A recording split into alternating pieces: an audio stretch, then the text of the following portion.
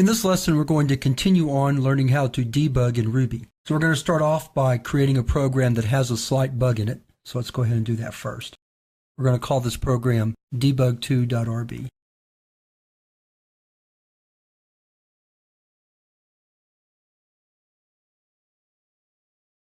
Now we're going to loop through the list of numbers, looking for the minimum value.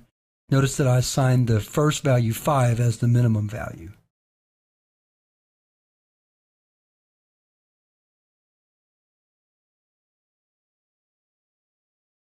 So let's run this program.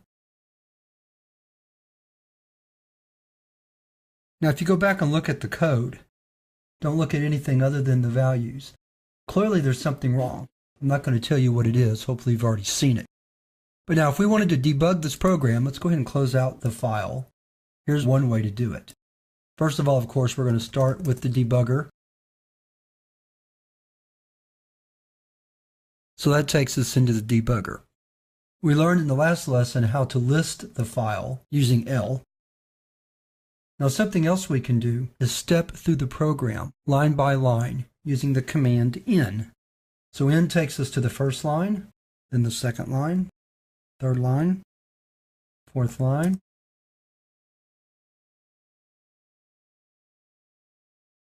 and then we get out of the program. Let's go back into it again. Let me clear the screen first.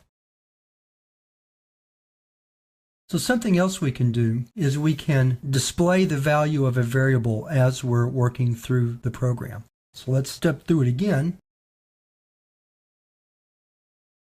Now right here I'm curious what the value of min is, so I can type display, abbreviated DISP, min, and it shows me that right now min is still equal to 5. So we'll run through it again. Now notice that I'm displaying on min, so now it sees that min is 8. Step through it again until we're out of the program. So now I can clearly see that somewhere the program is messed up. Of course, by now you should have already seen what the problem is.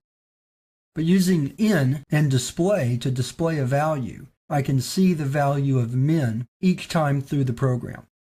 One more thing we can do when we're debugging is called a breakpoint. So let me start the program again.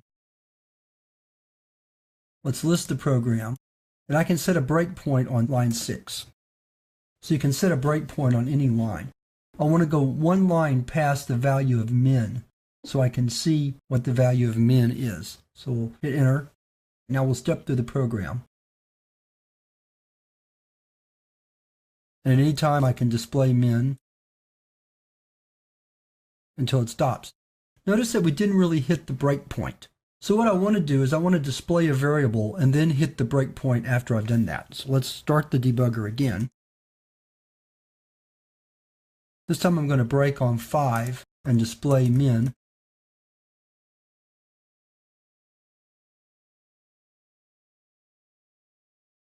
So it runs until it hits the breakpoint and then it stops. And we can see each time through, when we see if I greater than min, then that means we're back at the top of the loop and looping back through our iteration. So clearly I can see after working through the program that at no time after we get to 8 does 8 ever get changed to one of these lesser values. So clearly something is wrong. And again, you've been staring at it this whole time. The problem is, of course, that we have a greater than sign instead of a less than sign. So if we go back into the program, change that greater than sign to a less than sign. Exit and save. Clear the screen. We'll run it without the debugger this time. The minimum value is going to be 1.